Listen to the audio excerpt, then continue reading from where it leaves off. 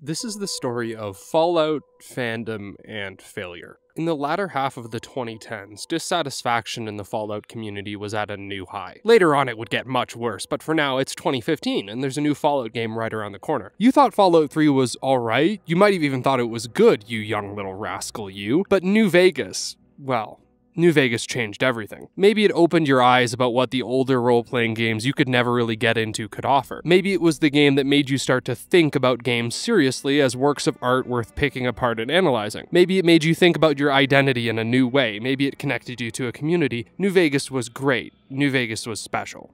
You remember. June 2015. Fallout 4 announcement trailer drops. It looks so good. Sweeping music, pre-war America, scrappy settlements, airship, the upgraded engine in all of its glory. The hype is building. Bethesda built a foundation for 3D Fallout with 3 and Obsidian used that foundation to hit the ball out of the park, but it was scrappy. It was new and it was messy, and Fallout 4 was Bethesda's chance to polish what both games did well into a new, full, meaty RPG package.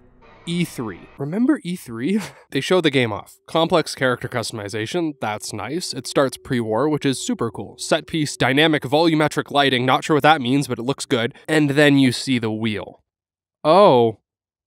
Oh no! They spent way too long on a mobile game, and the ability for people to control the in-game inventory using their phone? Whatever, that's not what you're here for. Settlement building, gun crafting, now we're talking. And they ended on such a high note with the combat trailer at the end that you pretty much forgot they hadn't already let you know that the game you wanted wasn't coming. It's been more than 7 years since Fallout 4, and that game still hasn't come. The only lesson Bethesda seems to have learned from New Vegas is that people want companions that are actual characters. They tried to do the faction thing, mostly failed. Aside from that, it kinda just ended up coming out as a retread of Fallout 3, somehow even more watered down than that game already was, with a neat coat of paint and a big ol' crafting system. I'm giving all this history because I think it's important to understand where the community was at mentally during this time, the conditions that led us to today's topic. A lot of people wanted a new Fallout game that was less Megaton, more Novak. They wanted a game that doubled down on New Vegas' old school RPG influences rather than took away even the few RPG adjacent systems Fallout 3 retained from the classics. Fallout 4 wasn't the game a lot of fans of New Vegas hoped for, and they, now with hindsight correctly, assumed things weren't going to get any better anytime soon. So what was to be done? The community's solution was looking like it was going to be fan games. We have the modding scene, we have the engine, we have the talent. Bethesda isn't listening, so let's give the series an entry worthy of the name. We'll spread it around, we'll hype it up, pitch in our help, maybe even fund it.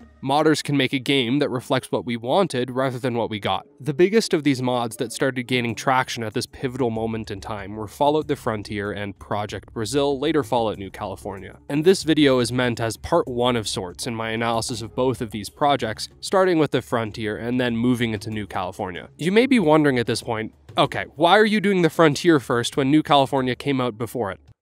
Shut up, it's snowing outside. Aesthetic compatibility, that's why. Literally no other reason. Now, 2 clarifications need to be made before I get started. First of all, my preamble might have made it sound like these mods themselves were negative reactions to Fallout 4, which isn't the case. What's important isn't that these mods were inspired as a reaction to Fallout 4, but that the hype for them almost certainly was. That's definitely why I got excited for these mods before they both came out, and that sentiment was shared in the comments I read prior to their respective releases. This phenomenon is true of Obsidian's The Outer Worlds, and will be true for any Fallout game not made by Bethesda. Even if the creators don't intend it, their projects will be portrayed by fans as a big ol' finger to the man in the brown leather jacket. I'm guilty of this back then, and even partially now with my Enderall video comparing that game to Skyrim. It's good fun, but in the case of Fallout especially, it often gets taken too far. Works can and should be compared and contrasted, but I want to make it clear that this shouldn't be pushed onto their creators. Just because I think New Vegas is better than 3 doesn't mean I think John Gonzalez wanted to shove Emil Pagliarulo into a locker and spit on him. Similarly, I don't want to paint the devs of these mods as anti-Bethesda. They're just people trying to do their best at what they do. It's not that deep. Second thing, if you're anticipating a big takedown slam dunk on the Frontier, I'm sorry, this isn't it. This mod particularly is kind of a minefield to navigate as a creator because the release of the mod incited backlash the likes of which we've never seen, and that storm at its center contained a witch hunt. The Frontier's NCR questline was bad, and we will get into why that is for sure, but I fear that the massively negative response to the Frontier did a lot to turn away prospective and current modders. Almost nobody who made the Frontier deserves to be hated on. Speaking of almost, there are definitely exceptions to that rule, folks who were working on the Frontier who do deserve to be hated on, but this isn't a video about about them either. This isn't a video about the controversy, this isn't a video about degeneracy, that's cringe touchgrass. The purpose of this video is to explain as in-depth as I can where the Frontier fails while also highlighting where it succeeds. I want mods like this to do well, and I'm frankly kinda sad that the Frontier got rode off in the way that it did. The amount of work people put in should result in something they're proud of, and it's a tragedy when the result is a project that's potential was so obscured by poor decisions that people aren't even charitable enough to admit that it had any potential to begin with. This is an analysis and review of Fallout: The Frontier.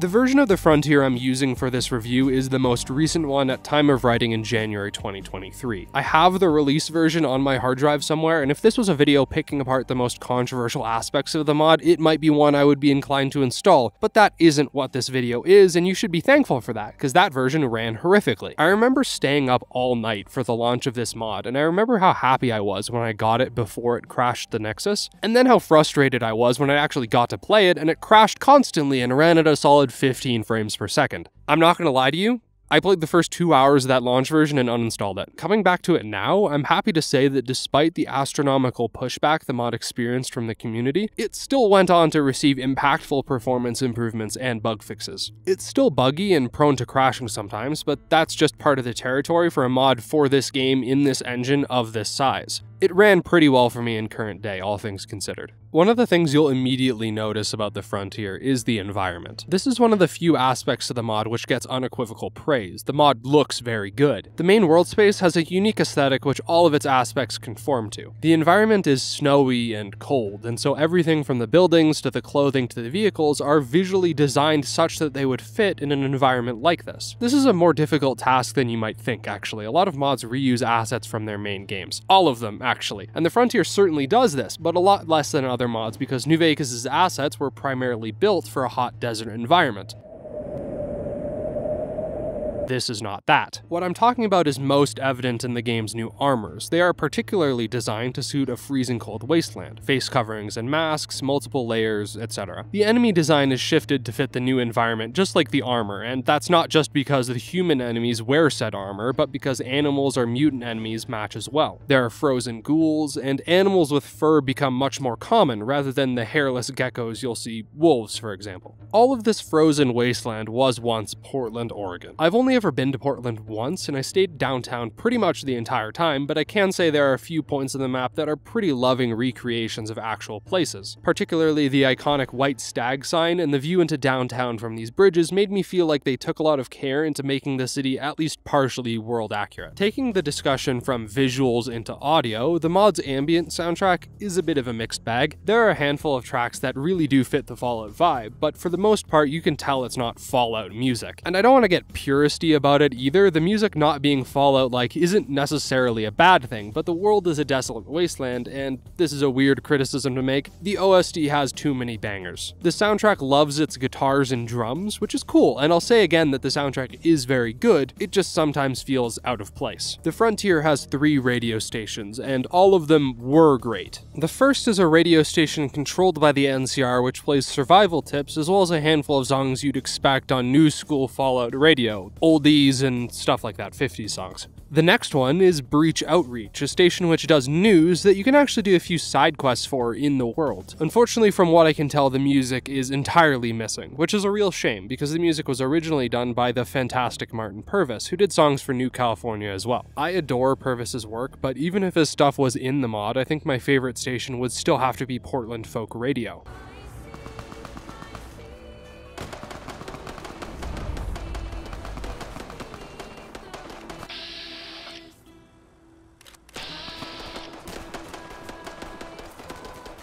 Ah, it's so good. It even has a cover of Down in the River to Pray, a song I highlighted in the Wasteland 3 video. It's a funny coincidence.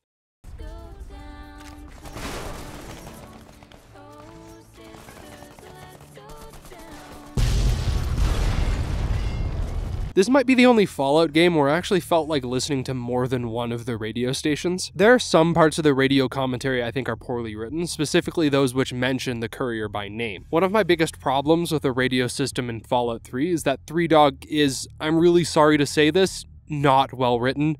Okay, I understand. His voice performance is phenomenal, but the voice actor carries the actual writing you hear on the radio in that game. Three Dog won't shut up about you, and you in particular. The radio in Fallout 3 is hard to picture being listened to seriously by anyone else. Why does the average wastelander care about some random vault kid? The Frontier radio here has the same issues, but the music is phenomenal, so I'll take it. Just like most mods, the gameplay here is generally unchanged from the main game. You talk to people, pass or fail skill checks, do quests where you go to places and get things or kill things, and explore a big open world environment. When I say big, I really do mean big. The map for the Frontier is touted as being about the same size of the main game of New Vegas, with an enormous amount of quests and locations, and you're realizing now why this video is so long and why it took so long. Patreon.com/ramblelime. I missed school deadlines making this. Give me money. However, there are several additions to gameplay that the mod makes, the most famous of which being vehicles. The Frontier has several vehicles you can find and drive around the world. One of the most common comments I've seen on Frontier forums is, I downloaded this only for the cars. NPC YouTube commenter A66-11A has a point though, because the vehicles are fun as hell. They work about as close to seamlessly as I could ever imagine they could on a feel level. Actually, that's not even accurate. Watching this happen feels fake, like it shouldn't work this well. The meshing, collision, and physics are too polished for this to be in this engine. I demand the modders remove it immediately, 0 out of 10. Functional headlights, suspension, all of it works. What I don't like about the car system is that cars don't travel with you. You aren't able to summon your cars to you like in Grand Theft Auto or some such similar kind of game. This means that if you use fast travel, you'll probably end up losing your car, which sucks. Cars are phenomenal used once at abandoned utilities for traveling the world, but unless you're foregoing fast travel, it can be frustrating. Aside from that, the vehicles feel great, they're integrated great, and there's only minimal jank when it comes to the actual driving of cars. The turrets, however, oh yeah, that's the jank I was expecting. That's more like it. The game's turrets have the same problem to me as the game's cutscenes. They feel kind of wrong. Not in a good way like the vehicles, but in a restrictive way. Cutscenes are a big part of the Frontier, particularly its NCR questline, and it is, I assume, meant to give the story more legitimacy, make it seem more cinematic and important. But they don't do this. I'm sure there are people for whom the cutscenes are tolerable, maybe even people who think they add something, but to me, like, okay, Half-Life is a game famous for a lot of things, but one of the things it did in particular is never rip agency away from the player. After the game starts, the camera never moves without your mouse. Control is pretty much never ripped away from the player, to the point where after the inciting incident, you can kill all the NPCs before they give you crucial story exposition. Everybody's heading for the surface, but I think they're crazy. If we stay put, someone is bound to come and rescue us. New Vegas is similar, if not nearly as radical. New Vegas is a game about freedom, right? Not thematically. Thematically is about something else, but in terms of gameplay and design, it's freedom. The entire game is built mechanically such that the player has choices to make and things to be doing. It is a game about being the character you make and doing things that that character would do and not being restricted from doing them. The vehicles in the Frontier feel wrong because they bring a fluidity to movement that you don't get in these games. The vehicles feel wrong because they step the freedom up past a point I wasn't expecting. This feels wrong in a good way, but the turrets and the cutscenes feel wrong because they remove that freedom of movement entirely. There's even a point in the NCR campaign where you play as someone else and they speak for you. It's like being possessed, and I really don't like it. There are good examples of cutscenes in this game that we'll get to, but my general rule of thumb is this. As a developer of mods, you should understand what it is people like about the game that you're modding and either conform to that, if it ain't broke don't fix it, or if you insist on innovating, that's cool too, but you need to be certain that what you're doing is worth the sacrifice. For every good cutscene in the Frontier, there are 5 bad ones. This feature, as unique as it is, doesn't justify its own existence when measured against the benefit that full player control provides. Moving into the combat now, it's good. The Frontier has many weapons, and most of them look and sound great, often better than base New Vegas weapons. Generally speaking, combat encounters are fun and fair and have enough variety to account for a wide range of weapons and playstyles. I'm not a big gun understander, so I can't get super analytical about it, but I like the sound design of the weapons quite a bit, and I like how the verticality of the Portland City map provides new dimensions to combat. So the world is good, the music is good, the gameplay is good, but you're alone. The courier's alone. The courier, the character. Not you, well, maybe you, but companions! The Frontier's companions are mid!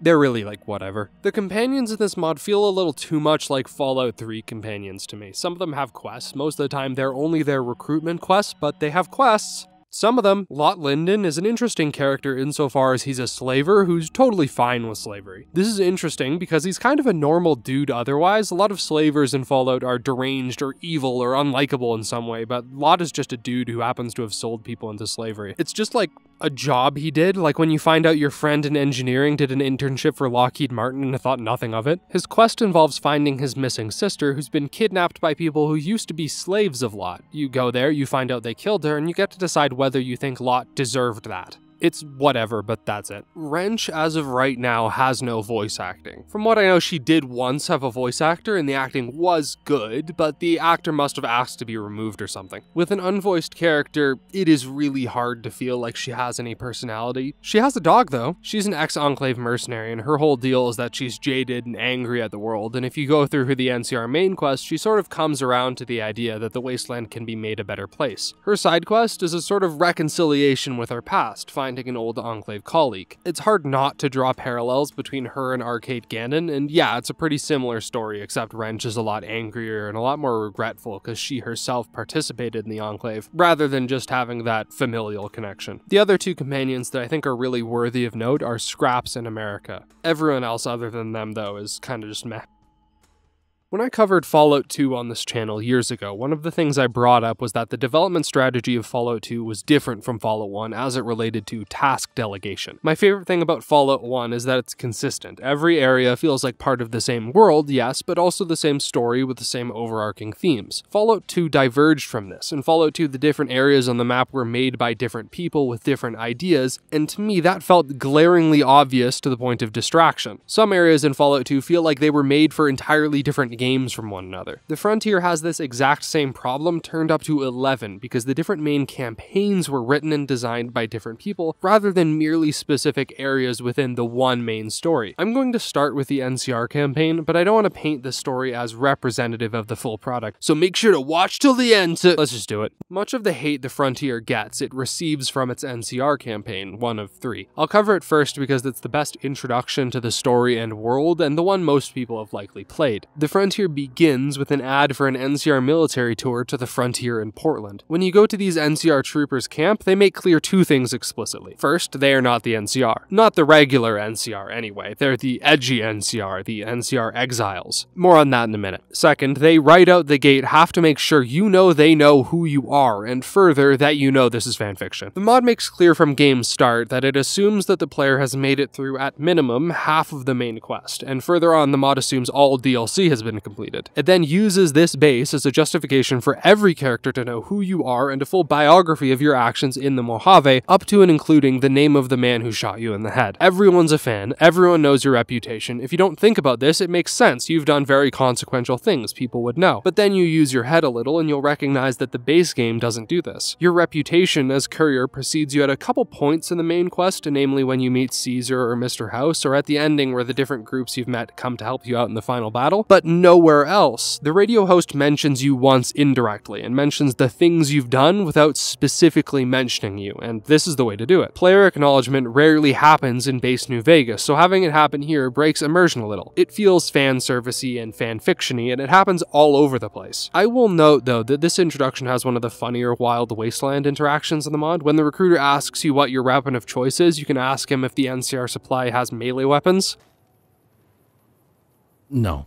And once you do this, you're equipped with a frying pan, a nice little Team Fortress 2 reference tied to a funny little line that doesn't feel cringe or weird or out of place in a bad way. Once you've got all recruited and ready, you can hop in the truck to Portland and the first cutscene / flashback / scripted sequence begins. In this sequence, you take the role of an NCR soldier during the Battle of Helios 1, a major lore event and battle between the NCR and the Brotherhood of Steel. Like many of the mod's scripted player uncontrolled sequences, I feel very mixed about this. The idea is great, and I find myself believing that written written on paper, this would be very compelling. The soldiers start by talking to each other, albeit clumsily humanizing the foot soldiers in wars like these that we as the player wouldn't really care about. These people would otherwise be NPCs repeating stock lines to us. Now we are them, and they're talking seriously about their loves and goals and families. Once the battle begins, we're tasked with running around shooting at the Brotherhood, nothing really special there. Eventually we do make it through and take the plant, but then comes the bit that everyone I've seen turns their head at. Our commanding officer tells us that we don't have the hospital space for all the wounded soldiers on the battlefield, and commands us to put them down. You should be turning your head at this, because not only is this unrealistic, it's nonsensical. I don't really know if I have to tell you that a foot soldier being tasked with running around the battlefield shooting his comrades in the face before anyone has even tried to stabilize them while nobody bats an eye is strange. The events at Helios prompt our commanding officer Blackthorn to abandon the NCR along with his troops because he promised them that after the Brotherhood War they would be able to leave, to go home, and the NCR proper refuses to let them do that. Instead of forcing his troops to fight the Legion and the Mojave, Blackthorn takes them north, not home either, but he's sad about it, so it's theoretically better than what the NCR is doing. These cutscenes establish a general character tone and motivation for Blackthorn, which never really sticks throughout the entire campaign. What we're supposed to get from this is that Blackthorn, unlike the regular NCR leadership, cares about the lives of his troops and feels deeply remorseful for the loss of life at Helios 1. Time after time in the campaign, a dissonance is established between what this character says and what this character does. There is commentary to be made regarding that dissonance, but it isn't made beyond passing mentions. After this sequence is done, we're placed back into the shoes of our player, though not fully given control. Rather, the player is given a Skyrim-like cart ride spectacle introduction to the world, their base for this campaign, and the faction it's kind of assumed they'll be working with for the rest of the mod. I feel kind of like an idiot repeating common criticisms of any given project, like I'm not adding anything, but I cannot overstate how much this mod rips from other video games. One of our first activities in the main quest is a tutorial training course, which I actually really like. I think it's fun, and getting a good score is challenging.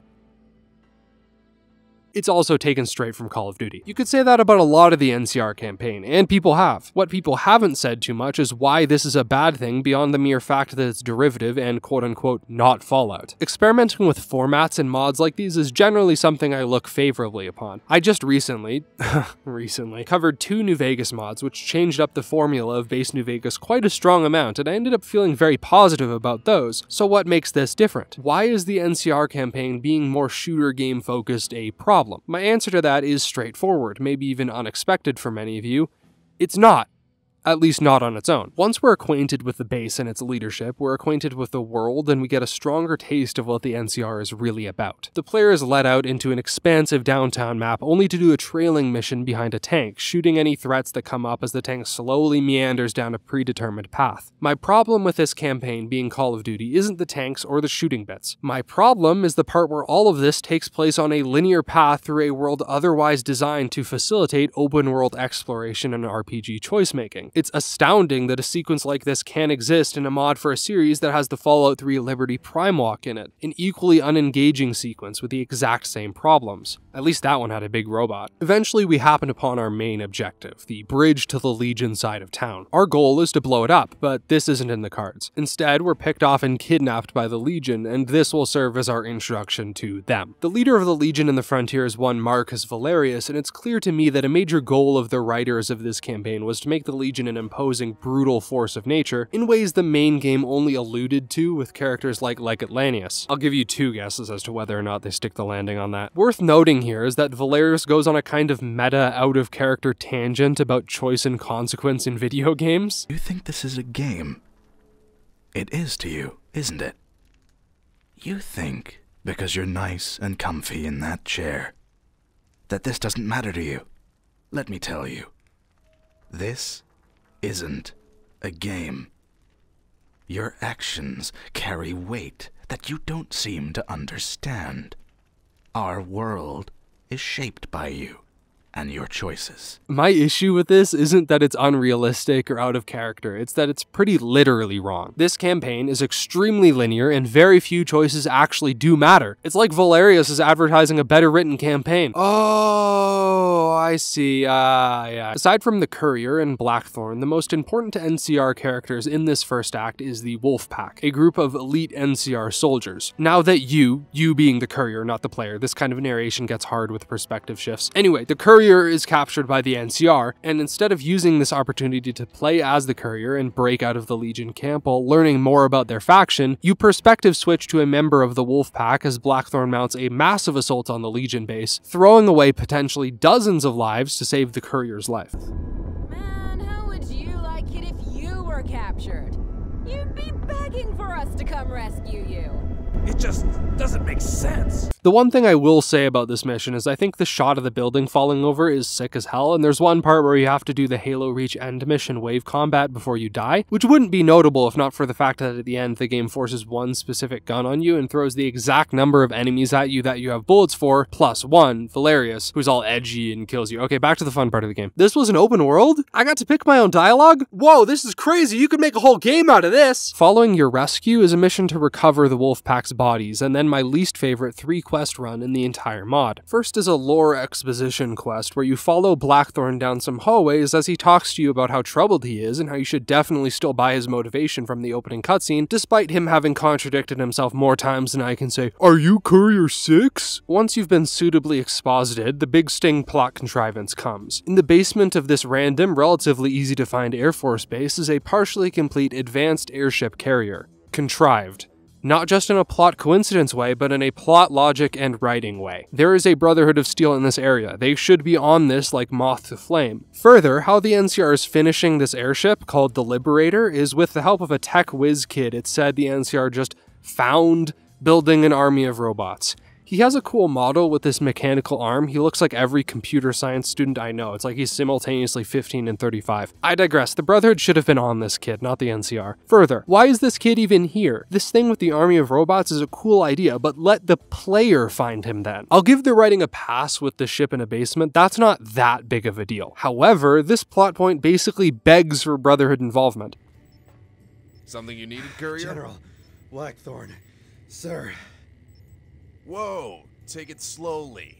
Breathe. Oh no, the base is getting attacked, you have to do a vehicle mission, oh god, help us! Remember my praise regarding the mod's vehicles when I said that vehicle missions where you're locked into the vehicle as the only option should not have ever made it past the drawing board. The driving is fun because of the freedom it provides in traversal of the open world, not because vehicles are inherently fun. The fun is sucked away when I'm stuck in one for 20 minutes. You have to continually shoot at raider vehicles in waves, the time to kill is so slow I feel like it must have been unintentional. Further, you have to maintain your vehicle. How do you do this? You stand still and you passively regenerate. So what this mission amounts to is this cycle. You move into position, you park, you hold M1 in a car until it explodes, you do this 8 times to complete a wave, and then you repeat it 6 times. Fortunately, there's this big sky laser that comes in and finishes the job. Wait, the Frontier repurposes the Van Buren lore bit that the Enclave had plans to flee Earth and go to space by fully realizing that idea. The Enclave in this mod are still around on their own space station, the Archimedes 2. New plan. The NCR fought the Enclave before, so seeking legitimacy, I guess, Blackthorn now wants us to do that. But no, for real, like why though? What is cool space mission? That's it, yeah. Blackthorn's plan is to send his soldiers to capture the second bit of Archimedes tech from a faction power armor because of how sad he was when he had to capture the first bit of Archimedes tech at Helios. I'll talk more in specific about the Enclave in this mod once we get there, but until then we trace the Enclave to a recently set up listening post. We go there doing some Trackmania stunts along the way, I guess. This is the third piece of the 3-quest pain fest I mentioned. It's a pseudo-stealth mission where we walk around an Enclave listening post hacking terminals. My 2 least favorite things about 3D Fallout are stealth and hacking. I find them both tedious as all hell. The quest gives you a few options to take care of these, but every one of them is frustrating in its own way. The consequential story aspect of this quest is that we now have one of the Enclave's space vertibirds, but we need power cores for them, silly. Of course the Enclave didn't pack enough fuel for a return trip. That's just awesome. Super cool and good. Thankfully, the quests to get these power cores are a lot more enjoyable than what we just went through. I said at the beginning of this video that I didn't want this to be a takedown of the Frontier,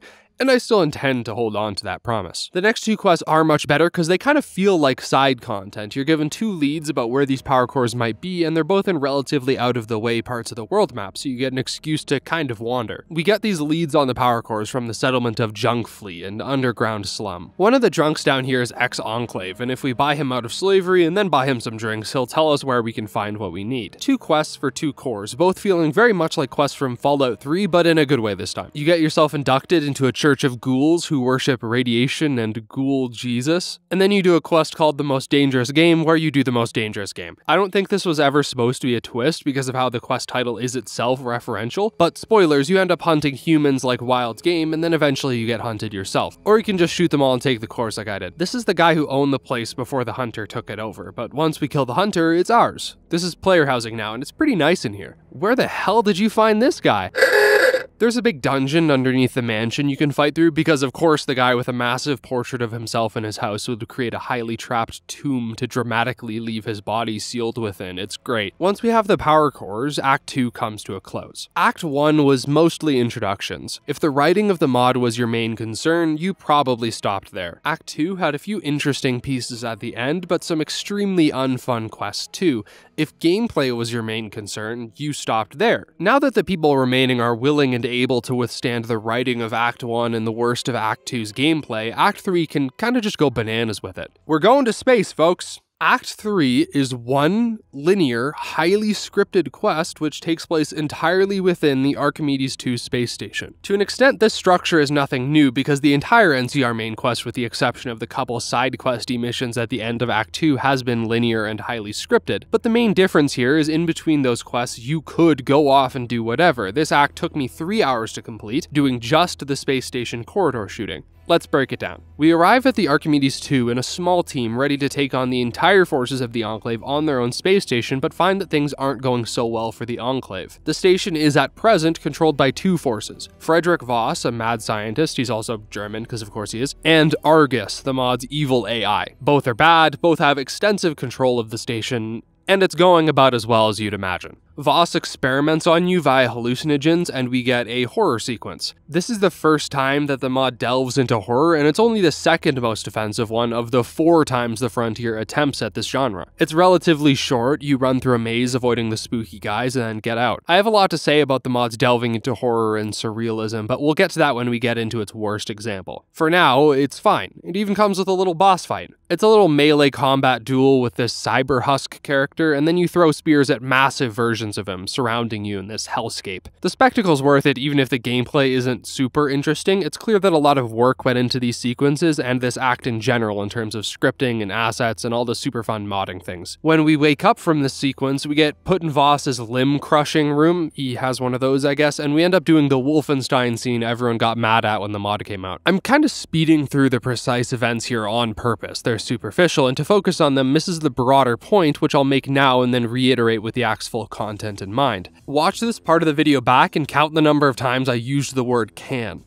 Actually don't. That would be a waste of time. I don't say it. I don't say it at all. At no point in my script up to this point in Act 3 has the player been presented a choice aside from the one they ripped from another game, which I'll tell you right now doesn't really change anything at all in itself. When you choose which one of your teammates gets dissected by the scientist, they will eventually die, still doesn't make a difference because you have no reason to care about these characters. We're about to round the corner into some of the more enjoyable content in Act 3, but I want to make it clear that whatever fun I may have is set to the tune of absolute corridor shooter linearity. I enjoy it as that in some places, but that's what it is. You could make the excuse that it's a space station, of course it's linear, but Prey exists and that falls apart. This act is a lot less like Prey or other games where the player is given meaningful choices in gameplay and story, and a lot more like Mothership Zeta if the shooting was fun sometimes and there was more scripted sequences involved. Just like when I mentioned the parallel to Liberty Prime in Act 1, the Frontier is tripping over the exact same things Fallout 3 did. I assume the devs played Fallout 3, right? I feel like I'm losing my mind here. Oh, fun space gravity, woo!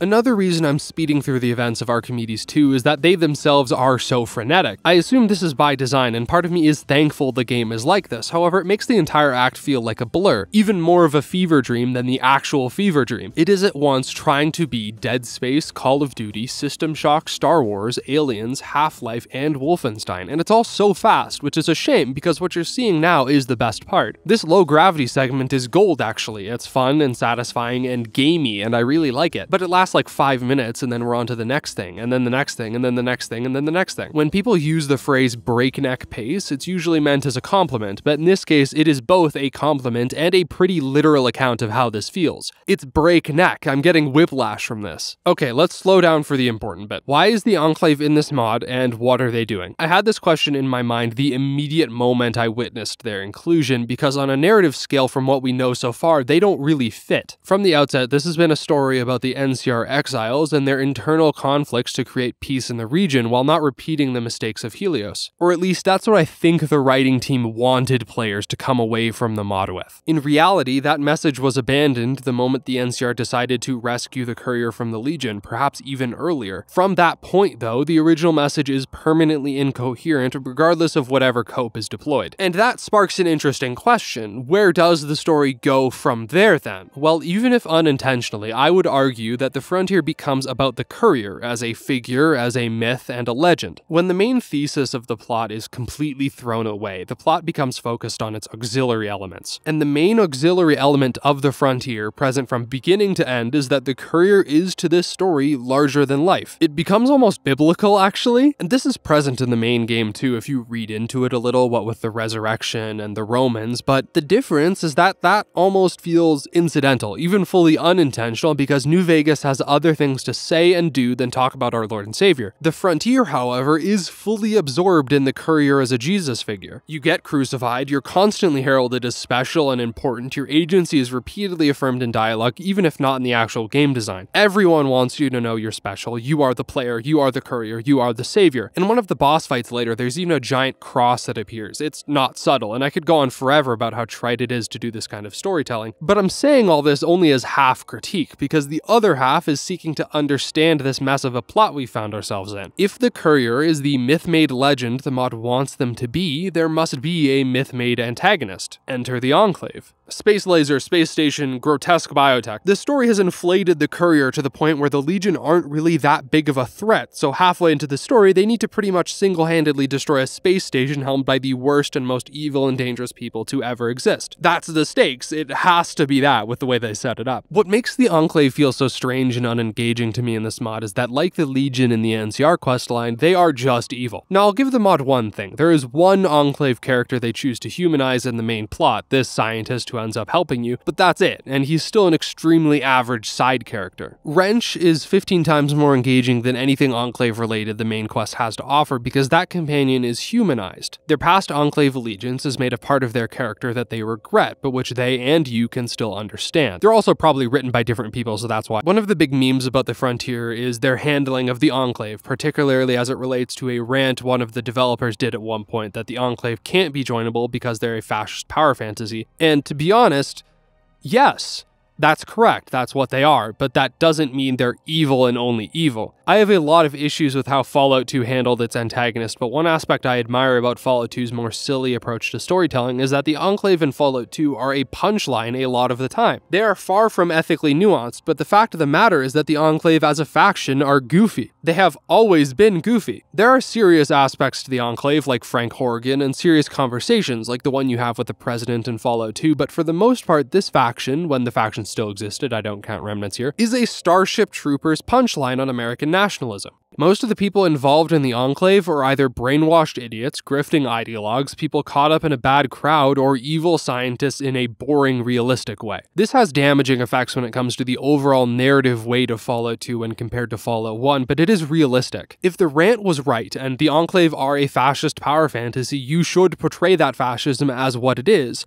Farce. New Vegas did this with the Legion, and Fallout 2 did this with the Enclave. The main antagonists are pretty much boldly evil, but dumbly so. People like to make long arguments about how the Legion makes sense in the context of the apocalypse, but when you break it down, it doesn't. Went into that in my Wasteland 3 video, but my point is that while they are pretty much evil, you can see why they believe what they do, even if the answer is as simple as they're an idiot, they're power tripping, or they're out for their own personal gain. These are not solid reasons to believe in an ideology technology, but they are human reasons, which the Enclave and the Frontier are for the most part denied. In this framing of the story, it kind of makes sense why they are the way they are. They have to be obtusely evil because the Courier is the beacon of light and hope in the world. This misses both the point of the Enclave and the point of Fallout, to be honest. There are a handful of moments in the NCR questline where you can be an asshole, be confrontational and careless, but you can't be evil because you're Jesus. That is why you can't side with, empathize with, or even understand the Enclave. It's below your stature. I want to make it clear that I don't think any of this is actually intentional, at least not fully. I also want to make it clear that I don't think that fact really matters. An objective read of the Frontier would go like this. Hey guys, welcome to my video. So this Frontier NCR stuff, it's really poorly written and the plot doesn't make sense and it's a mess and it means nothing. Okay, bye! That's not wrong, but it's uninteresting and not valuable. More interesting to me is to play with the cards I'm given and meet the story on its own terms as it is presented to me, even if everything it ends up saying is a result of mistakes, poor coordination, and accidental writing tics turned into major themes. If you want my objective opinion on why the Enclave exists here, I think someone read the wiki article on the Enclave's space stuff and went, oh, that's cool, we can do that. And then the scripting and texture work they did for the space stuff was too complicated to not shove in somewhere. This act feels entirely out of place, not just because this feels like final act stuff, but because it feels like stuff from an entirely different game and an entirely different story. Act 3 is by far the worst content the game has to offer. Every other act has at least some decent ideas or kind of cool story or gameplay stuff to chew on mixed in with the really bad stuff, but Act 3 is pretty much all really bad stuff. It's full of meaningless references, boring fights, and shallow plot. Speaking of shallow plot, this is Argus, and once again we meet at a point of interpretive divergence. If I read this dialogue with Argus the way I think the developers intended it to be, he's supposed to be this nuanced, badass character who wants to rebuild humanity in a new image because of how bad they've been at handling Earth. That's what this gas is, that's what the scientist is doing, that's what they do when they wheel out your dissected friend as a mind-controlled soldier. The obvious answer to that is, you idiots, that's the Master. You're trying to do the Master plot without any of the build-up or nuance that the Master and his plan had in Fallout 1. The more common and cynical take on Argus is that they're trying to do the Master, Wheatley from Portal, and Shodan from System Shock at the same time. It's a total mishmash of references to characters written by more talented writers, and that's all. If you want my interpretation, this isn't nuanced. This is the opposite of nuanced because the story gave up on nuance in Act 2. This is a showdown between the Courier of Legend and the perfect ideal mythical threat, the consciousness of the space station, a cursed god trying to destroy the world. Fallout is a JRPG now. Regardless of how you choose to read the game as plot, the game as game fails here. As mentioned, there are fun bits and bits I sort of enjoy, but the end culmination in this boss fight is frustrating and rudimentary. You pull these cores out of the middle, electrify them, and then put them back in to do damage. Every time you do this, Argus spawns in another wave of minions, and your playfield is shrunk, and it's made into a sort of physical obstacle course as the pieces of wall and ceiling collide. These obstacles are not fun, the wave combat is not fun, and maneuvering physics objects in this engine is, as should be no surprise, not fun. After you've done this sequence a few times, he dies, predictably trying to self-destruct the station, but one of your crewmates sacrifices his life to stop that from happening by overriding Argus's consciousness with his own, effectively gaining full control of the station, but also kind of dying. We rush to leave, on your way finding out two things. First of all, the consciousness the space station once was this guy, the owner of the lodge we were in before. This might be the NCR campaign's only cool piece of effective foreshadowing.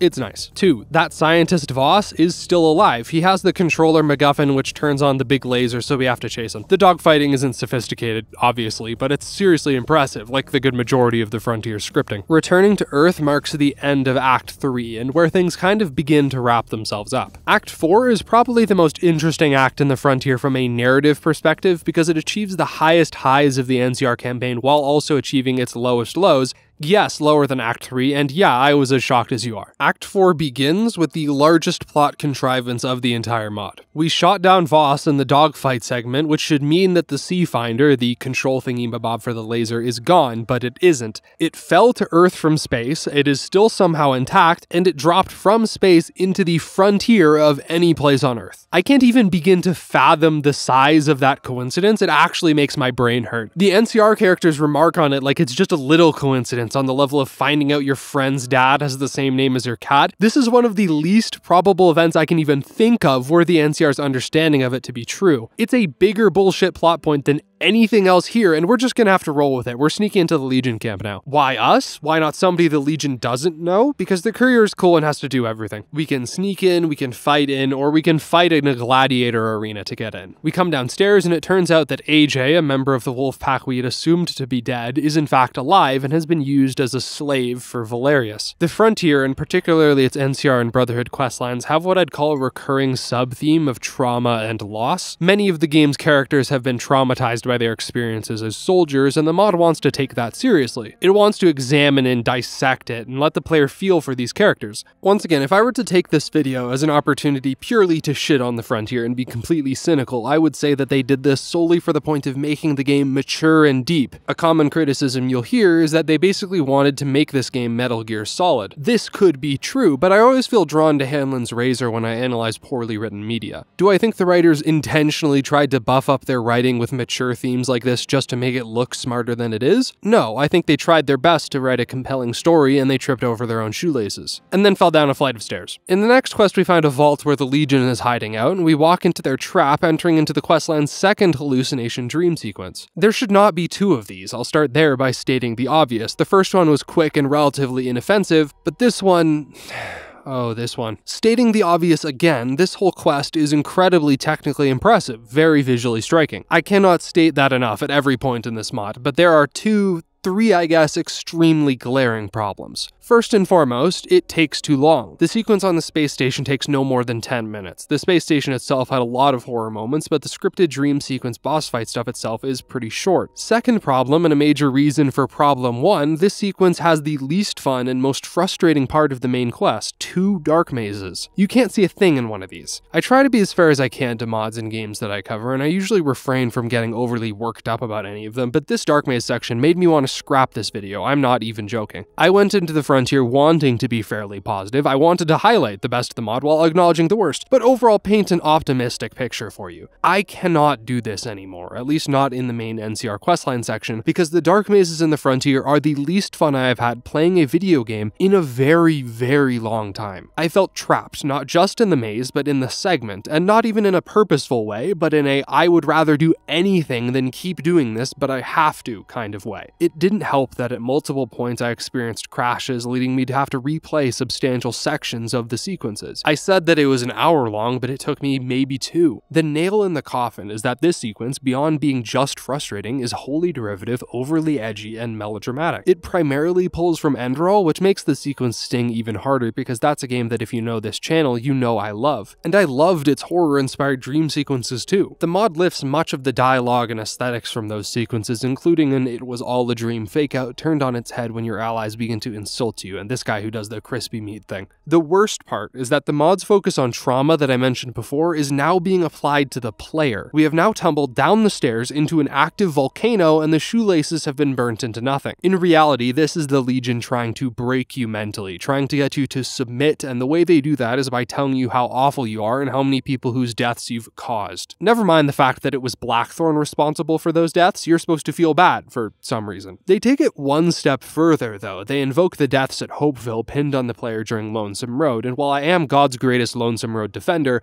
that plot beat was clumsy there, and it's even more clumsy here. Going back to my take, that if the plot of the Exiles questline is about anything, it's about the courier as a legendary Christ-like figure, this sequence is swinging the needle in the reverse direction, completely doubting everything that the courier is. This is a trial of faith. This is the mod's Dark Night of the Soul. The big boss fight in this sequence is the one with that giant cross I mentioned. The one smart thing that this plot beat does occurs at the very end. Once you beat a Legion guy in the boss fight, you meet yourself, standing over his body, and you tell yourself that to end it, you have to do what heroes do, fulfill your destiny, make the tough decisions. This is smart, because in lieu of breaking you, the Legion is now feeding into the hero complex the entire mod has been giving you the whole time, but this time it's in a much more sinister context. If you shoot the Legion guy on the ground, they are revealed to be a member of your crew, whereas if you shoot yourself, or the person who appears to be you, you snap out of it, having killed the Legion guy and your companion stays alive. This is a shockingly smart moment bookending an otherwise pretty unbearable hour of gameplay. Turns out you massacred the place, and the whole hallucination was in reality you painting the walls red with Legion folks. Good news! We won! The Legion is done and dead, and the NCR wins!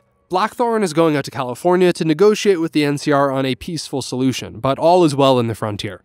Surely nothing bad will happen while he's gone. So Tiberius Rancor... Wait, what? I didn't mention Tiberius Rancor? All video? Like at all? Oh shit. Tiberius Rancor is a character we're introduced to pretty close to the beginning of the questline. He's set up as Blackthorn's best secret agent because he has one of those. Anyway, he's immediately suspicious. His name is undeniably ancient Roman. It sounds like something a 14-year-old edgy white kid would name his Discord account. He also wears his sunglasses inside, which is not suspicious at all. My vision is augmented.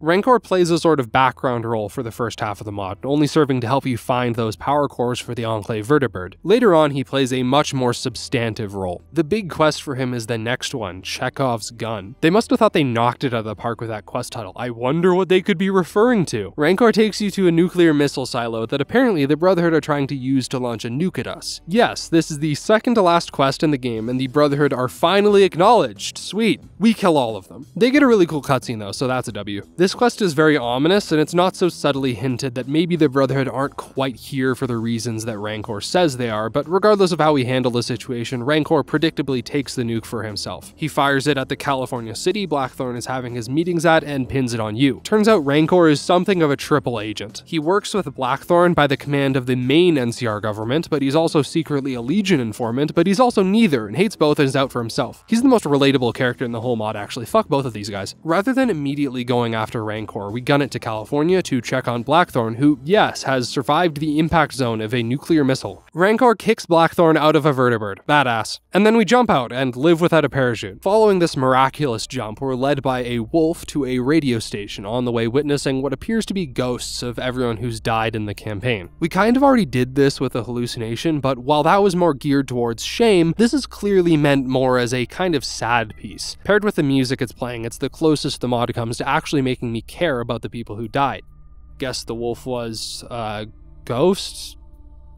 Nice. The final quest of the NCR Exiles campaign goes exactly how you'd figure it might. It's mostly all corridor shooting against robots and soldiers. There's a vague gesturing towards role-playing consequences at the beginning. When you enter the ship, different characters will fight alongside you based on your choices in the game. This is the consequence part of the choice and consequence, and while I see what it's trying to do, what with the mirror between this and the fight on Hoover Dam, it's not really satisfying. It's fine, it's good that they try to make choices seem impactful, but I don't care about these characters whatsoever, so the consequence is really only a matter of how many NPCs are going to get knocked out. This quest was easily the least stable one in the NCR campaign. I had a lot of crashing and particularly soft locking at a few different points. Eventually we work our way to Rancor with the help of our buddy who put his consciousness in the Archimedes. It's actually kind of a fairly cool twist, I'll give it that. Rancor, once fully cornered, says fuck it and blows a big hole in the Liberator, and we have to chase him down with a dogfight section. Sound familiar? 2 hallucination nightmare sequences, 2 villains self-destructing their big weapon, 2 dogfight chase sequences. They're ripping off their own material now. Save for the hallucination, it's a lot more compelling the second time around at least. Rancor, once he's crashed, can be fought head on, and if this is the case, he gets a Titanfall mech, sure. Or you can go through several different skill checks and he'll blow himself up. The dialogue to convince him he's wrong is exceptionally poorly written. This is true for a lot of the persuasion checks, actually. The successful persuasion dialogue the courier can get in the Frontier reads like the failed persuasion dialogue in the actual game of New Vegas. Most of the time, there's no real reason why check dialogue is any more persuasive than regular dialogue. That's just a writing thing though. Good writing thing is that if you have Wild Wasteland, you can challenge him to a game of Caravan as the final boss fight. But if I did that, I'd be soft-locked because I have never and will never play Caravan. Once he's dealt with, we're given an expanded version of the Lonesome Road choices. We use the laser to destroy the Legion, destroy the NCR, destroy Archimedes, or we can throw it out the window or keep it for ourselves. I like that there are the latter choices, but in reality it doesn't make too much of a difference. This is the the end of the campaign. There's no consequences. You don't even get a unique ending slide for your choice here. This is surprising because the game has about 1 billion ending slides. Regardless of what choices you made in the NCR main quest, that questline only has 1. The rest are variable based on side quests or companion characters. I think what caps the NCR questline off nicely is that the ending slides call this the courier's magnum opus, which is presumptuous to say the least, but also betrays the mod's own goals for what this was supposed to be. This is why I kept framing the main quest as being about the courier. This is the courier's magnum opus. This is their story. The world, characters, and quests are secondary. This is the biggest failing of the NCR Exiles questline. It gets too high on its own supply, on its myth-making, that ironically, the NCR questline itself becomes a sort of power fantasy. Even if in reality the player has no agency, they are told they have infinite agency and strength and wisdom and capability. The rest of the plot is a mess. There are ideas that could be salvaged from discrete parts of the questline, but they're scattered and at times contradictory. What the NCR campaign became is a shock and awe celebration of the courier, the biggest and most expansive and most explosive journey in this engine for this character. And I'd say they accomplished this, technically speaking. The questline is breathtaking in the pure amount of effort and talent it must have taken to make this work. But the NCR campaign is a perfect example of the law of diminishing returns, and it teaches a valuable lesson. The NCR questline tries to be everything but a Fallout game, and even when it does try to be a Fallout game, it tries to be Fallout 3. Anyway, back to diminishing returns. The NCR Exiles questline could have just been Fallout. It could have just been Fallout with driving and more advanced scripting. It could have even had the cutscenes and a horror dream sequence, whatever, but it was everything instead. Every game concept, every genre, every theme, every faction, every story, and because of that, it ended up being far, far, far less than the sum of its parts. This was a story about a splinter cell of the NCR fighting the Legion, and it was set up thematically as a story about the human cost of war. And after all of its tangents, it's about what?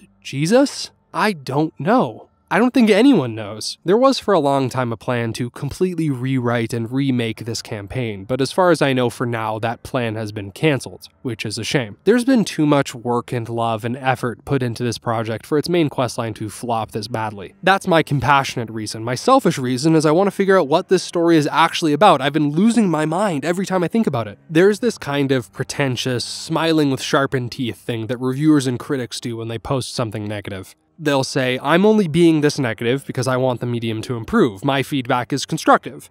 But the reality is that this is bullshit. Nobody likes their blood, sweat, and tears torn apart by people who don't know the first thing about the process. The truth is that negative reviews get more engagement. People like it when reviewers bite. There's a decent argument that criticism inspires new people to enter any given industry because they see the criticism and naively go, oh, I would never make that mistake. That's definitely how I got into making videos. But negative reviews certainly don't help the people who are actively, currently doing the work. Rather, I think it might actively dissuade them from doing so. This is why I haven't covered the Frontier for 2 full years of covering mods on this channel. I kind of felt like I needed to wait for the dust to settle. The controversy and backlash to the Frontier at launch did a number on a lot of the people working on it. A handful of people quit modding altogether from what I've heard. I'm comfortable making this video now because if you worked on this mod and you're going to, very understandably, quit under pressure and criticism, you would have already done that, so I'm just another asshole at this point. When people talk about the Frontier, they talk pretty exclusively about the controversial side content and the NCR Exiles questline, and I wanted to make a concerted effort in this video to showcase everything else. So this is why this video is as long as it is. So let's start with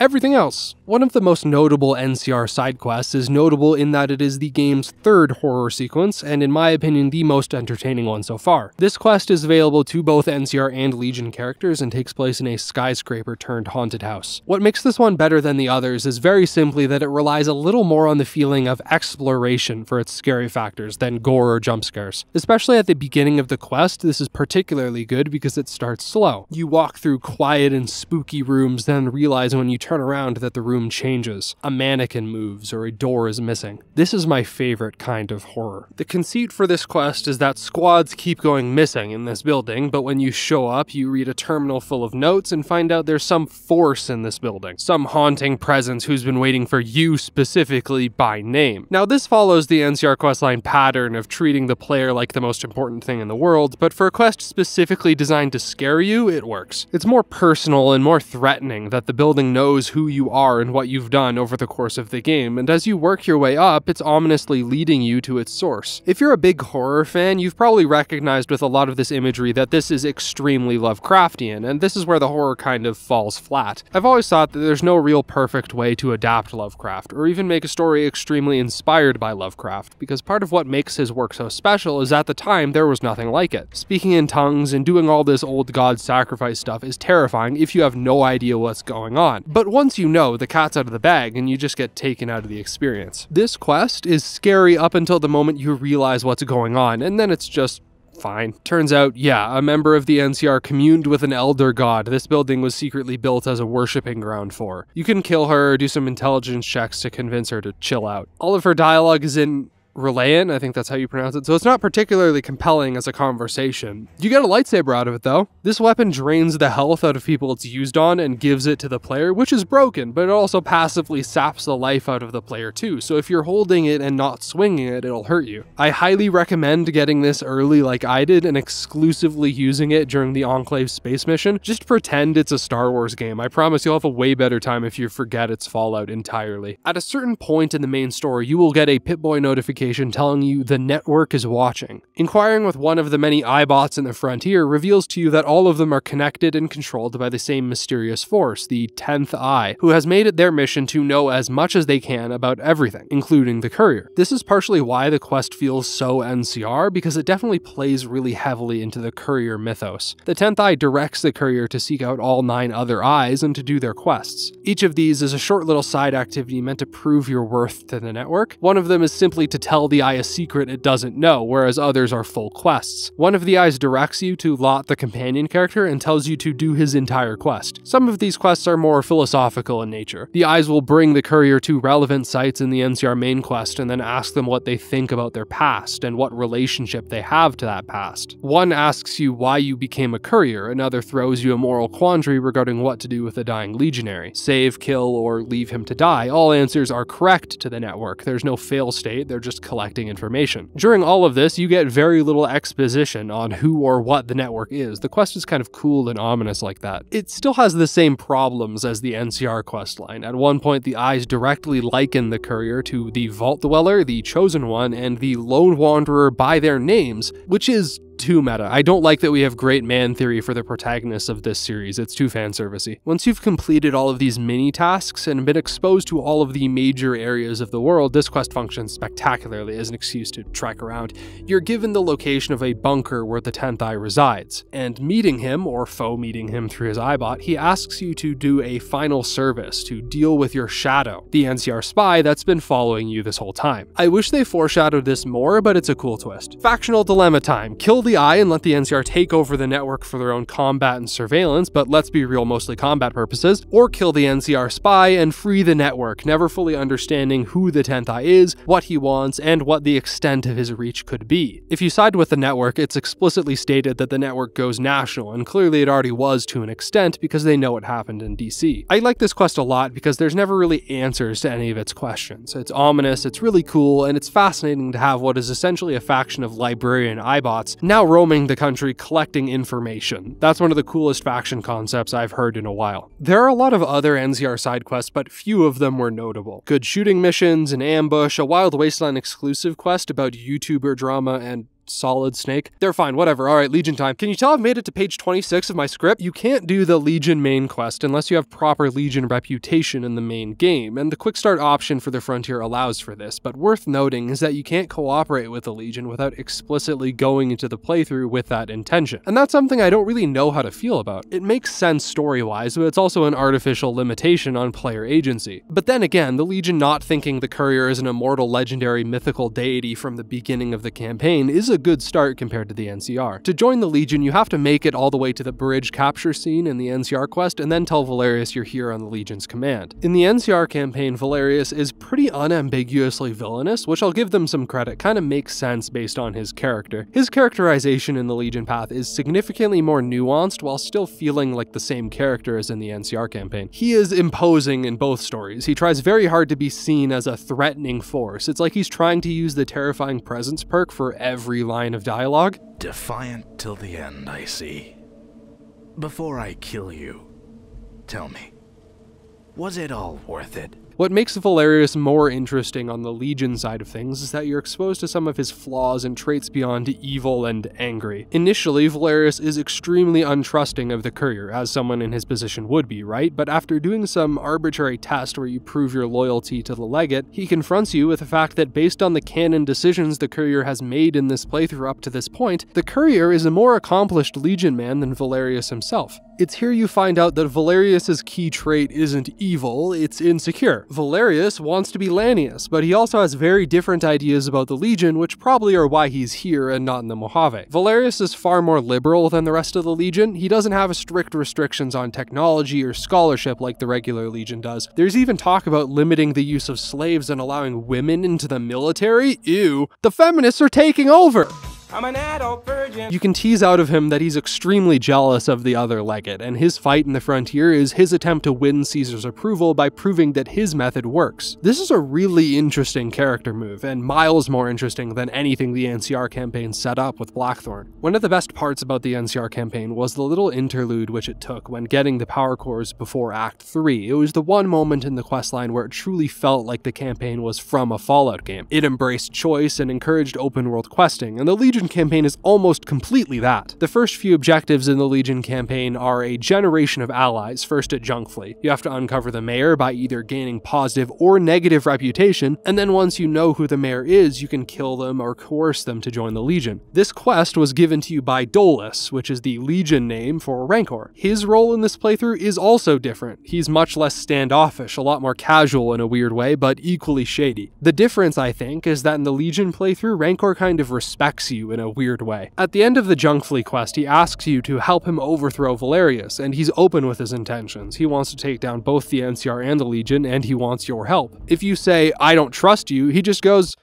"Yeah, fair enough," and leaves it alone for a while for you to think about. It is the Legion playthrough where Rancor really comes into his own. In the NCR playthrough, he is the 4D chess master manipulator, only seeking after himself, fuck the world edgy, but in the Legion campaign, he is all of those things, and, like, a human being also. It's great. Following this, you recruit the Ghoul Church. Once again, you can kill all of them if you want, and then the Crusaders. See, the Legion questline is doing exactly what I said the NCR one should have. The other factions are being introduced organically early on rather than way too late. You can start the Crusaders path here, and actually you have to, but if you want, you can just keep going and betray the Legion here. Or you can just kill all of them. Or best option, the game basically lets you be Rancor here, completely manipulative and cold. You can find information saying that one of the factions higher ups is a recovering Med-X addict. You can spike his coffee with Med-X and then threaten to expose his quote-unquote relapse to the faction leader. That's not the end though. In a meeting, you realize two of the other main faction characters have a tense relationship, so once you've blackmailed the Med-X guy, you can convince him to start stoking the fire between them. Culminating from this, one of them ends up accidentally killing the other, and you can convince the faction leader to quit. You can tell her that this death is on her hands, and she just leaves. Something lesser RPGs or lesser mods do, hell, the Frontier is guilty of this in a lot of places, is tend to make their evil options at best an afterthought and at worst just edgy, unrealistic, and grotesque. But this quest with the Crusaders is perfect evil. It's so elaborate and manipulative that I don't feel bad about it as a player, like I would if the evil was less entertaining.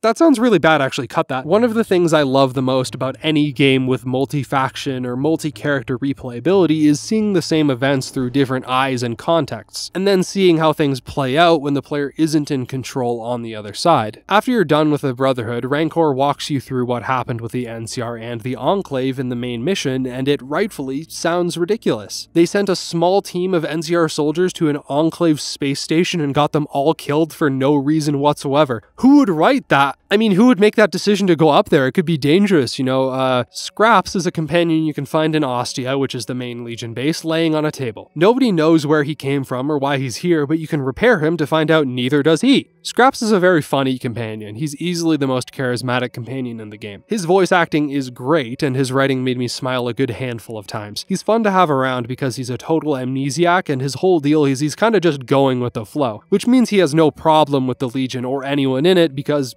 shit, he's already here, why not? Looking at his model and the faction he's in, I expected him to be a kind of killer assassin robot, so when the mod gave me an opportunity to name him, I gave him the title of HK-48. That isn't necessarily him, but the influence is clear to me at least. I bring him up now because the NCR quests are very much linked to his backstory. The evil scientist from the NCR campaign, Voss, is hiding out deep in a vault, and we have to find him and get the Sea Finder for either the Legion, for Rancor, or we can just throw it away or break it. This vault is comprised entirely of robots, which isn't an original idea by any means, but if Far Harbor can rip off Autumn Leaves, the gloves are off, I guess, anything goes. What makes this quest so interesting to me isn't the robots, which isn't to say the robots aren't good, they're fantastic. They're all voiced by the voice actor for Scraps, which makes sense since they're all the same kind of robot, but it is really funny to hear this actor do different inflections for each character. If you've traveled with Scraps for a while, this is kind of surreal, like he's doing one of those YouTube skits where the person plays multiple characters, just with an assortment of wigs and costumes. After the war, the DNA and minds of those on the surface was irreparably damaged by radiation, miseducation, and worst of all, communism. I knew for a fact, right then and there, that you had to see Dr. Voss. Finally, the library is complete. Anyway, what makes this quest good is the biggest shock of the mod for me. It provides a genuinely good backstory to the bland, evil German Enclave scientist I thought in the NCR campaign was just poorly written. And he is in the NCR campaign. The Frontier does this a handful of different times. There are a few things in the NCR campaign which make absolutely no sense unless you play the other campaigns. Characters which were completely flat and uninteresting before now have these new dimensions to them. It's kind of cool in a meta way. This vault was set up by an Enclave scientist as an attempt to reconnect with his son as a birthday present kind of treasure hunt which you yourself go through, interspersed with another horror sequence, but a really good one. This is really cool because it's telling two stories at once. You read the setup for the treasure hunt in which the evil Dr. Vaughn, German scientist, must be stopped. But along with those, you read logs of an alcoholic father mourning his wife, trekking through with his abused son. At the end of the treasure hunt, you find a sickening duality, the birthday finale surprise,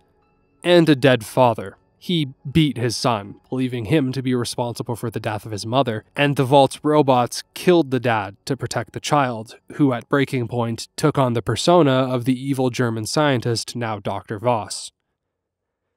It's good.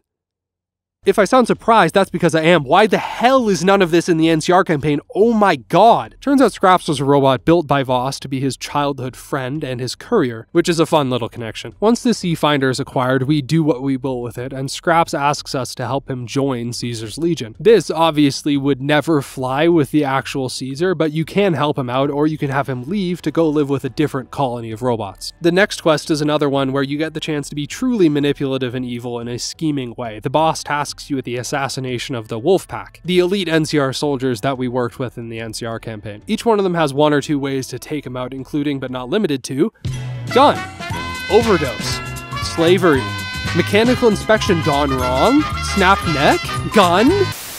This was essentially the final steps before the end of the mod. You've gathered your allies, you've weakened your enemies, and you see one of the Wolfpack crucified and Rancor taken care of. And this is all just before the final battle in which the Legion takes the NCR airport. This conclusion is suitably epic in scope, much more so than the NCR's ending, despite the grandeur of the NCR's final sequences. This is rewarding because A, it's a massive battle on a flat plane, we love those, but B, because your choices are coming to bear. You see your allies with you fighting the enemy, just like in the base game. There is a satisfaction to simple combat on this scale, rushing through enemies and swinging a melee weapon around, assuming it isn't lagging like hell, which it was. Unlike the NCR campaign, the Legion campaign can be handled in a variety of ways, from siding with Valerius like I did in this footage, to siding with Rancor, and then defeating Rancor when you find out he's a maniac like in the NCR campaign. Before giving my final thoughts on the Legion, I'll mess up the format I've got going and cover a few of the Legion's side quests. And this is only because they feel much less like side content. Much of the big side quests could themselves be main quest material. They all contribute to the themes and gameplay feel of the main quest of the Legion. The first is a quest which takes us to the Portland Library to receive some controversial books for the Legion to burn. You can save the books if you want, or allow this old world knowledge to be burned. It's not necessarily groundbreaking, but I do like how this interacts with the theme of a Legion caught between reform and tradition. The second is yet another quest where you have a choice to make regarding progress and tradition, and it also partially involves the procurement of old world knowledge. This time we're at an abandoned museum, which is awesome by the way, this is a totally interesting area, and we're seeking either a specially designed spear which the Legion can reverse engineer for their own weapons, or an experimental prototype for a new form of psycho. The value of a spear is kind of negligible at a faction where most of the Legion now use guns, but the psycho's unstable, potentially harmful. Obsolete tradition versus unstable progress. It's kind of smart and a lot subtler than most of the mod's other ideas. Anyway, enough of this smart talk. You guys don't want that. You want to go blow up a building? This Legion side quest lets you blow up the NCR radio station, destroying a stockpile of weapons, but also the radio station itself. Once you do this quest, the station goes completely offline because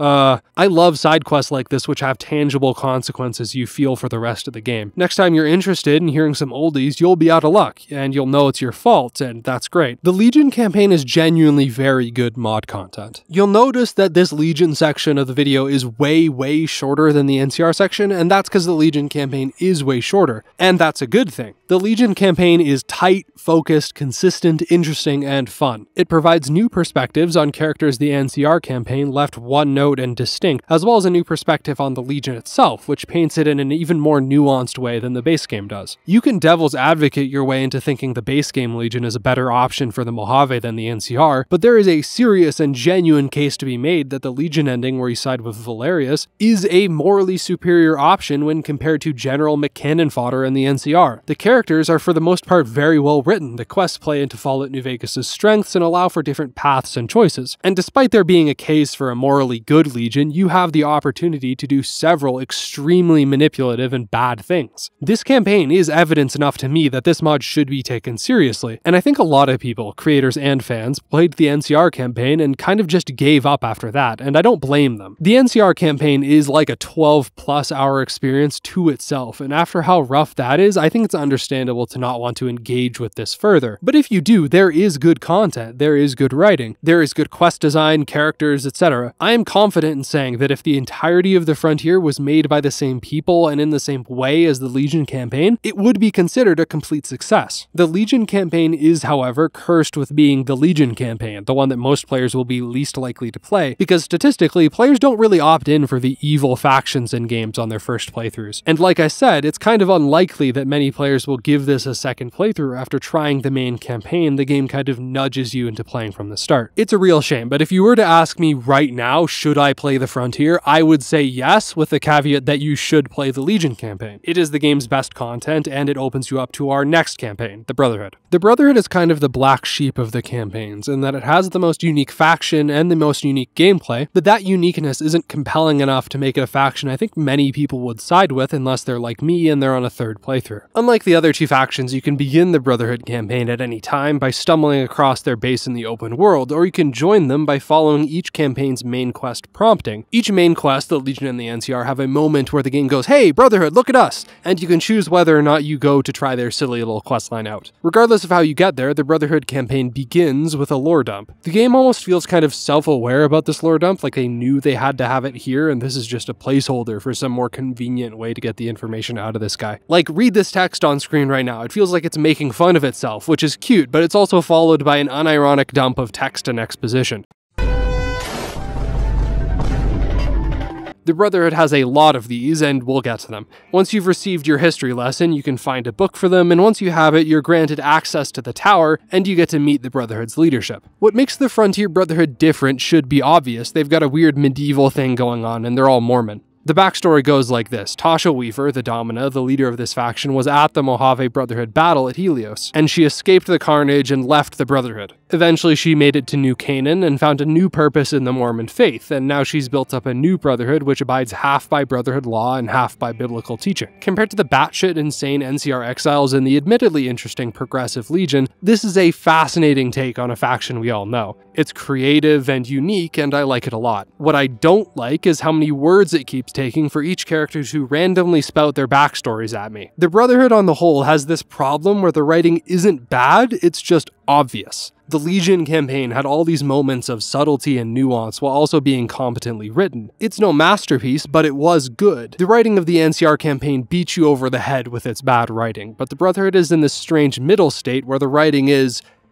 fine, but there's just so much of it and none of it is delivered with any subtlety or realism. For example, when you meet the Round Table, the group of major characters and leaders in the faction, two of them immediately take this opportunity to go at each other's throats over their philosophical differences, despite this being neither the time nor the place for such a disagreement. It comes off as forced and random and strange that they would do this now in front of a new member in their first impression. Why this is really here is world and character building. Charlene is the leader of the Sophers, the Brotherhood's all-female force of researchers and medics. Molly is the Brotherhood's main tech mechanic person, and she's very much against the idea that women of the Brotherhood should stick to their place. She's a tomboy, Charlene is a gender role advocate, gender politics, feminism, you get the gist. It's not good exposition and not good character building because it's out of place and unearned. The mod gets a lot of flack for what's referred to as fanfiction writing. This was mentioned in the NCR campaign as it applied to the protagonist worship in that route, but what is present here is a much more accurate depiction of what a lot of fanfiction really reads like. Sloppy exposition and characters giving you their entire life stories as soon as you first meet them. Speaking of that, America is the Brotherhood Crusaders' companion character, and before I dive into her personality, I'll say that the first conversation with her involves her telling you her entire backstory at length, then breaking down crying and running away. This is one of the strongest examples of what I was talking about with fanfiction writing. America is a character ripped right out of fanfiction in terms of personality and writing style, and she's also a major source of a lot of the mod's controversy. Her role in the story is that of the misfit. As a child, she was kicked out of the Midwestern Brotherhood of Steel once it was discovered that she has a mutation which makes her unable to feel pain. That's not a bad idea for a character, but that fact about her is completely underutilized. You'd think being literally immune to pain, she'd be a great test dummy for the Brotherhood, or maybe a thrill-seeking dynamo, but in the actual mod, her personality and her condition are two entirely divorced facts about her, rather than two interconnected pieces, like, you know, things that make a person a person. How America actually acts is as a socially awkward, quirky, mentally ill teenager.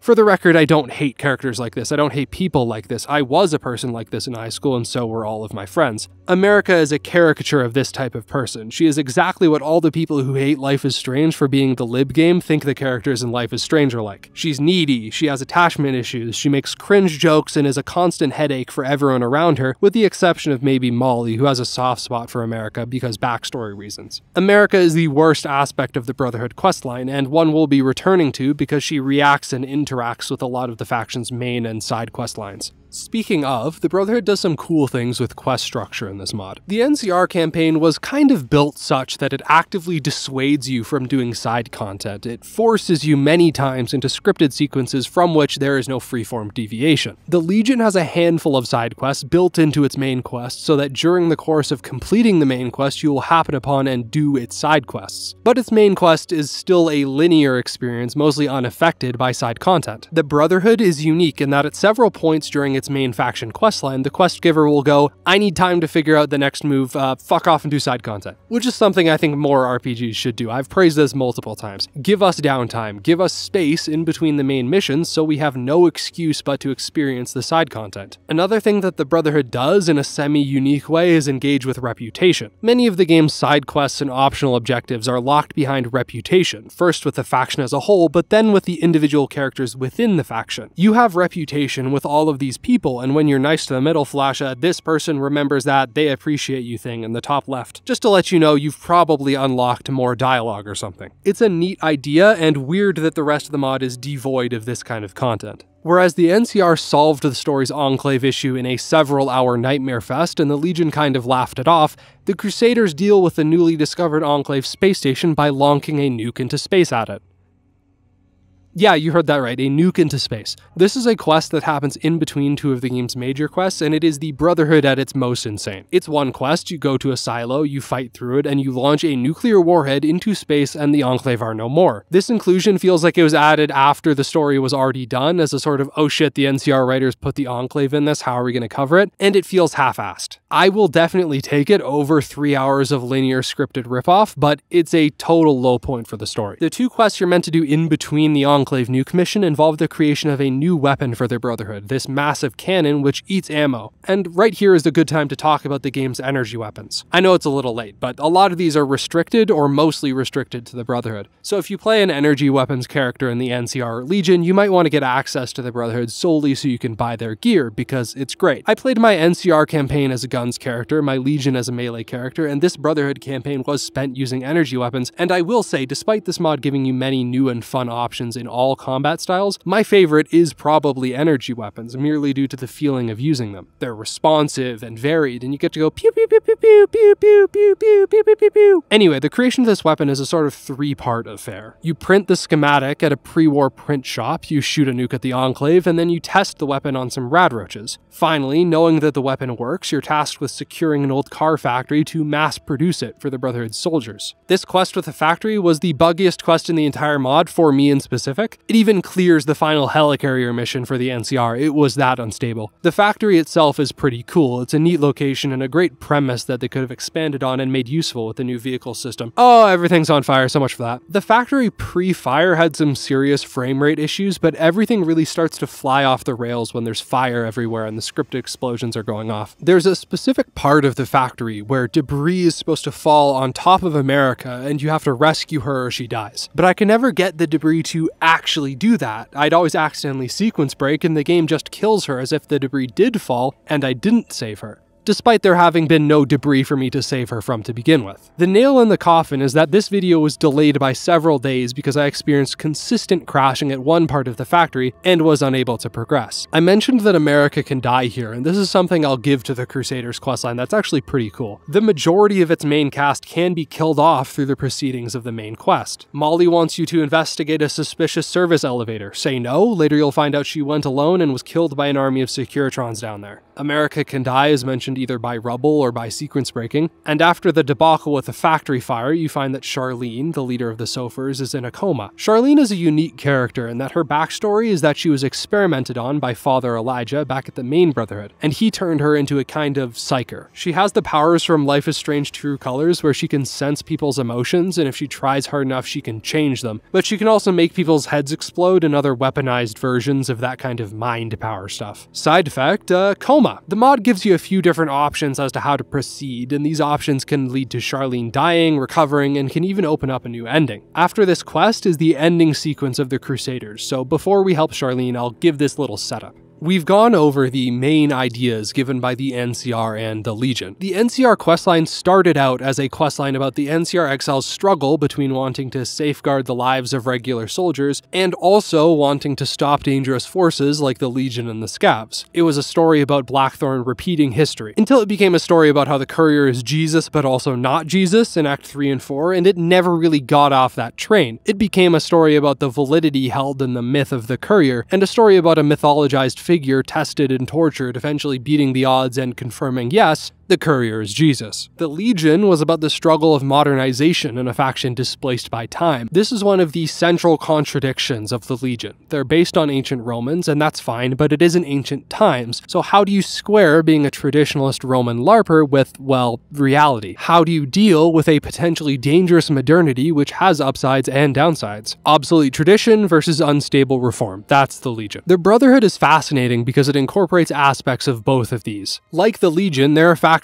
split in half. Are they Brotherhood? Are they Mormon? Are they a man? Are they a Muppet? How do these interact to form what they have become and what aspects of each that they embrace? And like the NCR, perhaps more crucially, the Crusaders, as an offshoot of the Brotherhood, are still in many ways dealing with the trauma of the Brotherhood-NCR war and trying to survive while not making the same mistakes. This theme is a lot more organized and well articulated here than in the NCR story. Throughout the campaign, you can have conversations with the leader of the faction about the NCR, how she feels about the war, and the potential for an alliance between the NCR and Brotherhood. You can tell her about all the good things the NCR has done, like set up schools and food cooperatives. When Christine gets put in a coma, you can operate on her yourself, you can find an unaffiliated doctor, or you can find a doctor from the NCR, and if you do that, alongside talking with the Domina and Molly about making peace between the Brotherhood and the NCR, you can open up an ending where the NCR and the Brotherhood sign a peace treaty. be. If you don't do this, you open up an ending where the Brotherhood destroys the NCR and the Legion, and if Molly and Christine die, you get an ending where the Brotherhood loses, and you have to sneak out of an NCR prison and scamper back to the Mojave. The NCR Brotherhood Alliance ending is regarded as the most positive ending between all of the questlines, and it's one I have no idea why the NCR campaign doesn't have an analog for. It's the most thematically appropriate ending for the whole story, seeing as the mod opens with the Battle of Helios 1, and in this ending would end with the two leaders of the factions at that battle making peace, moving on, and working together towards the betterment of the new frontier. The broad strokes of these endings are phenomenal, but I do have criticisms regarding their execution. The endings for the other two questlines feel like earned, planned, epic conclusions. In the case of the NCR, too epic. The Brotherhood ending kind of just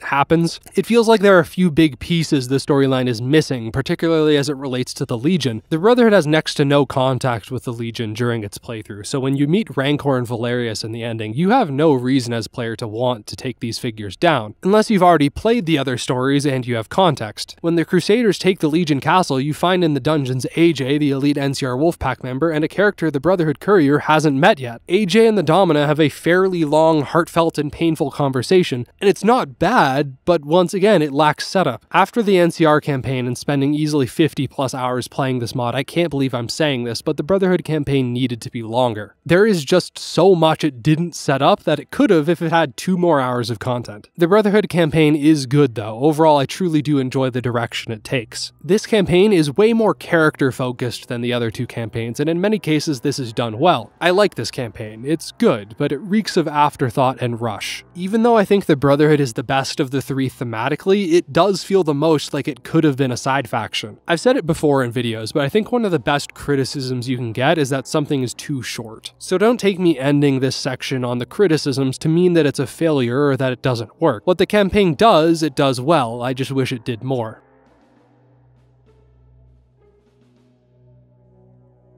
The Frontier is a fascinating mod because of its sheer volume, and I mean that in both senses of the word. I don't think there's any mod that exists currently which contains within it so much content, such sheer volume of stuff, of characters and writing and ideas, quests and locations. This mod does things with its scripting that nobody really thought was possible. Technically speaking, it might be the most innovative mod of its kind. And then there's volume in the other way when you consider how loud the backlash regarding the NCR campaign was and how it dominated all talk regarding the mod. Unfortunately, I think the latter volume outweighed the former volume in some ways, which is why I wanted to make this video. The work that the team has done for this mod has resulted in, unironically, some of the best big Fallout content we've seen in a while. But you wouldn't really know that because all everyone seems to talk about is the NCR controversy. Most of the criticisms that people send the mod's way are valid for the specific incidences they apply them to, but there is good stuff worth engaging with here. It is, I fear, too little too late though. The mod's spectacularly public failure will have potent consequences for the future. Future mod projects of this scope will be even fewer and farther between than they already were before everything. I know for certain that if I was starting work on a big Fallout total conversion mod and I watched everything with the Frontier happen as it did,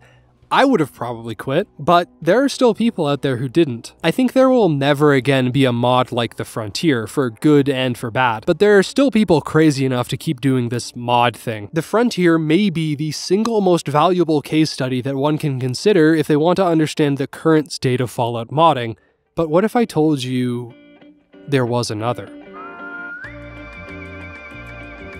Thank you everyone for watching. This one took a long time and a lot of resources, so I hope you enjoyed it. I'll take a minute here to shout out my patrons. Thank you everyone, and thank you in particular to Jack Bradley, Ride, Fallout the Frontier Sucks, Adam Souza, Ryan Little, Spritz, and Meppel Dude. Patrons get access to videos early, they get scripts, updates, behind the scenes, and get a say in what I do next. If any of that sounds interesting to you and you'd like to support the channel, there's a link in the description. Leave a like, drop a subscribe. I have a lot of good stuff cooking. You won't want to miss it. See you soon.